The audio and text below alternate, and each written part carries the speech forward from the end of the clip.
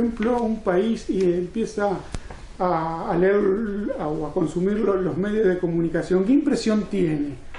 En general que son bastante malos.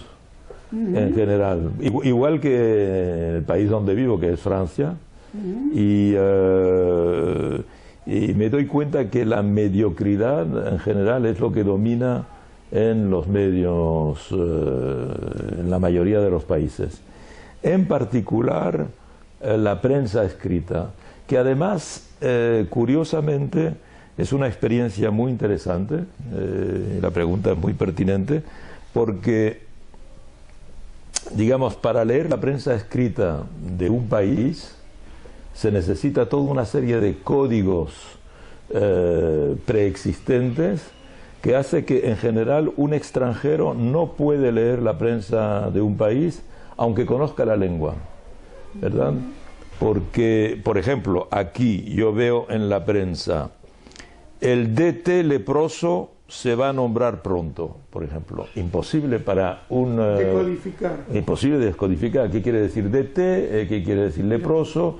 Etcétera. Le falta contexto. Claro, le falta contexto, evidentemente. Pero igual con la política, porque, por ejemplo, la prensa se olvida cuando se dice, bueno, no sé qué, Julio Álvarez de nuevo acusado. Pero olvida de precisar quién es Julio Álvarez, qué hace, qué función tiene, etcétera. Porque, claro, todo el mundo en el país da eso por sabido, ¿verdad? O bien el uso de las siglas, por ejemplo. El CFGT tomó de nuevo una decisión importante. ¿Pero qué es el CFGT? Etcétera, ¿no? ¿Entiendes? O sea que la prensa es difícil de leer para alguien que no está en el contexto de esa prensa. Y entonces, evidentemente, el sentimiento que uno tiene es que la prensa rechaza a ese lector. Es decir, no le ayuda a entender la prensa. Es decir, es menos universal de lo que se cree, es en todo caso menos universal que el lenguaje. El hecho de compartir la lengua española no nos permite forzosamente leer un periódico de Lima, o de leer un periódico de Bogotá, o leer un periódico de Rosario. Que sería un paso previo a el tipo de noticia que produce ese medio. Claro. Sería como lo básico del lenguaje para poder ser interpretado esa noticia. Sí, es decir, los medios no se plantean la cuestión de saber acercarse a un nuevo lector, por ejemplo. Por ejemplo, nosotros en Le Monde Diplomatique yo establecí una regla que es que no se dice la ONU piensa que esto, se dice la Organización de Naciones Unidas, entre paréntesis, ONU piensa lo siguiente. O sea que cualquier lector en cualquier momento que entra en el periódico tiene la descodificación de las siglas hasta las más conocidas, porque es lo mínimo que se puede hacer por respeto al lector, ¿verdad? Pero eso la prensa cotidiana no tiene tiempo de hacerlo, porque no se podría hacer un título de... no es la misma lógica, ¿no? Claro. Usted afirma que estamos viviendo un momento de ruptura y de crear nuevos medios. ¿Qué necesitaría el periodista? ¿Qué herramientas necesitaría el periodista en este contexto de ruptura y de cambios para llevar adelante con ciertas competencias esos nuevos medios? Bueno, primero necesita las herramientas fundamentales del periodista, que es la curiosidad, la voluntad de producir información. El objetivo, la misión principal de un periodista es de producir información. De encontrar esa información, darse la pena para poder hallarla, etcétera. Y luego entonces ya, si hablamos de verificarla, evidentemente, contrarrestarla, etcétera, pero si hablamos ya de difundir información, hoy día tiene a su alcance los instrumentos técnicos más eficaces, más ligeros y más baratos, como nunca un periodista ha podido disponer de ellos. Con un simple teléfono, con una simple cámara ligera como la que estamos utilizando aquí, se puede difundir al mundo entero un documento, un texto, una imagen, un relato fílmico, etcétera. ¿Cómo se imagina el modelo de negocio bajo este...? No, el modelo de negocio es otra cosa. Es decir, porque ¿cómo se lo imagina usted? Claro. Bueno, el modelo de negocio en este momento no hay un modelo de negocio que sea rentable, ni el antiguo, Es decir, la mayoría de las grandes empresas mediáticas están en crisis y están perdiendo dinero, ¿no? Y las que no están perdiendo dinero actualmente probablemente van a perder dinero. Y por otra parte, los nuevos medios, es decir, la información en la web, los webs de información, no están ganando suficientemente dinero como para poder garantizarle un sueldo digno, digamos, a los trabajadores. Pero eso está cambiando poco a poco, ¿verdad? Porque primero se están buscando fórmulas cada vez más. Y también llegará el momento en que el ciudadano tiene que, como lo que se está haciendo en Estados Unidos, es decir, donde los ciudadanos y hasta las instituciones están planteándose la pregunta de qué riesgo asume una sociedad y en particular qué riesgo asume una democracia si no hay una información de calidad, si no hay una información que sea una verdadera información de revelación, digamos, de descubrimiento de cuestiones ocultas, etc.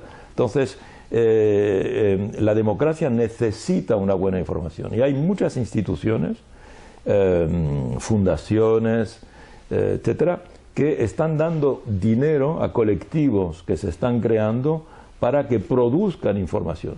Y ya varios de los últimos premios Pulitzer han recompensado trabajos realizados así, financiados colectivamente, no para un medio en particular, pero financiados por una, podríamos llamar, una institución informacional o informativa, que produce información y luego la puede distribuir a cualquier medio que quiera gratuitamente. En ese sentido me pone muy contento escucharlo, porque las políticas gubernamentales que se están llevando en este momento están favoreciendo a esta lógica de producción, porque con la ley de servicios audiovisuales hay una cuota, un tercio, que lo podrían ocupar las ONG u otros organismos. Entonces, Argentina está hoy día a la vanguardia de la reflexión sobre, digamos, la articulación medios, sociedad y democracia. Y la ley de medios argentina, que prevé en particular la existencia de un sector comunitario, en particular, es algo extremadamente importante. Ya se hizo en Venezuela, donde también la legislación mediática ha avanzado en ese sentido, de que hay tres sectores: el sector público, el sector privado y el sector comunitario. Y de igual manera la ley de medios ecuatoriana o la ley de medios boliviana.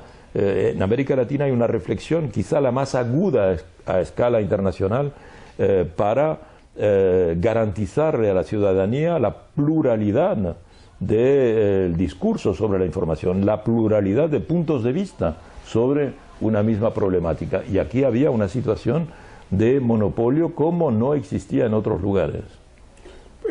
Por último, y voy a apelar a su profesión de docente también universitario, y me gustaría saber qué elementos para usted cree necesario conocer para un estudiante de comunicación o un estudiante de periodismo. ¿Qué elementos básicos tiene que conocer ese profesional de la comunicación en este contexto? Tiene que saber distinguir entre comunicación e información. Creo que es extremadamente importante.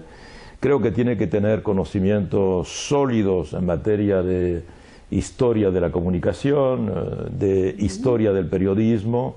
Creo que es importante.